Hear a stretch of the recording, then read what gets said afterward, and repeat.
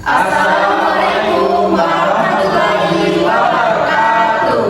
Baiklah, perkenalkan kami dari kelompok 6. Dalam video ini kami akan menjelaskan hasil analisis interpretasi model C yang kami kerjakan di mata kuliah metode analisis ekonomi. Sebelumnya perkenalkan, nama saya Nasan Negara Hidayat. Nama saya Putri Adela. Nama saya Monika Enisa Putri. Saya Lina Kumalasari. Saya Dimas Prayoga. Saya Alan Kasmalik. Baiklah, mungkin itu saja perkenalan singkat yang kami sampaikan di awal video. Next.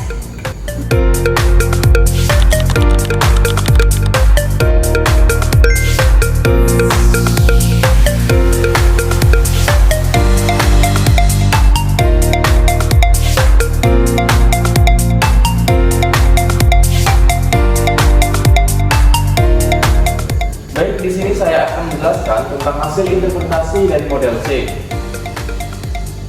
Nah, bisa dilihat di sini bahwa menunjukkan tabel DMU. Di sini menunjukkan DMU-nya ada 30 DMU. Dan input dan output yang digunakan di model C ini menunjukkan jumlah variabel 3 input dan 4 output. Inputnya I1, I2, dan I3. Output yang digunakan itu O1, O2, O3, dan O4. Nah, di sini metode pengukuran DEA dari model C. Di sini metodenya menggunakan orientasi input oriented. Mengapa kami mengambil metode orientasi input oriented? Karena ingin melihat seberapa input diminimalisasikan untuk mendapatkan output yang ada. Dan juga menggunakan asumsi skala VRS. Mengapa demikian? Karena model C memiliki kondisi yang berbeda-beda. Skala ekonomi dan VRS cocok untuk rekomendasi kebijakan. Selanjutnya yaitu C, jumlah DMU dan rumus minimum. Jumlah DMU yang kami ambil yaitu 30. Jumlah DMU dalam penelitian ini 30 unit. Rumus jumlah DMU minimal yaitu K lebih besar daripada 3, N tambah N, dan K lebih besar daripada M kali N, di mana K jumlah DMU, M jumlah input, dan N jumlah output.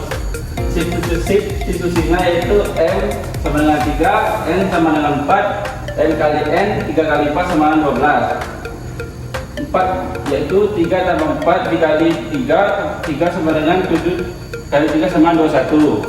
Jadi syarat minimalnya yaitu K lebih besar minimal 12 atau 21 sama dengan 21. K lebih besar daripada 22.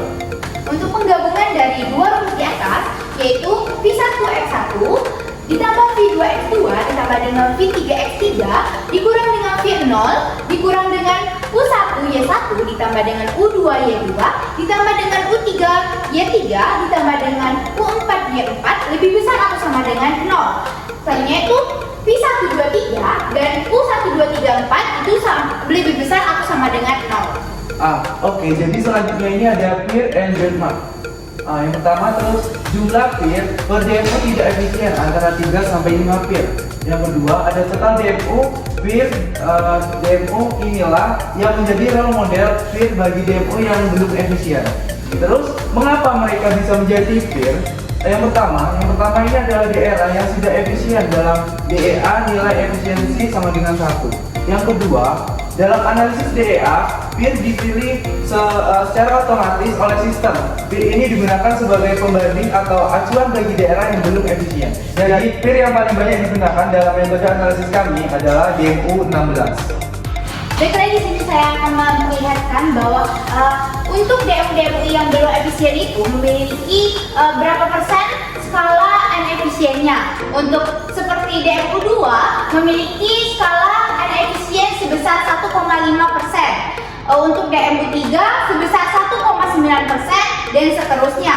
Untuk DMU yang tidak efisien ini perlu benchmark ke DMU yang mana saja untuk dijadikannya peer. Seperti DMU 2 itu perlu menjadikan DMU peernya atau acuannya itu ke DMU 24, DMU 11, DMU 30, dan DMU 12 serta DMU 1 dan seterusnya.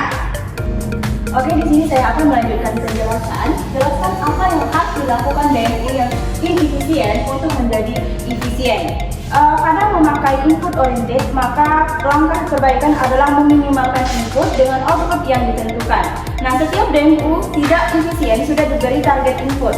Misalnya, DMU 2 perlu menurunkan input 3 dari 967 menjadi 748,107 dengan mengurangi 218,893. Dan DMU 3 itu perlu menurunkan input satunya dari 896 menjadi 385,810 dengan mengurangi 510,190.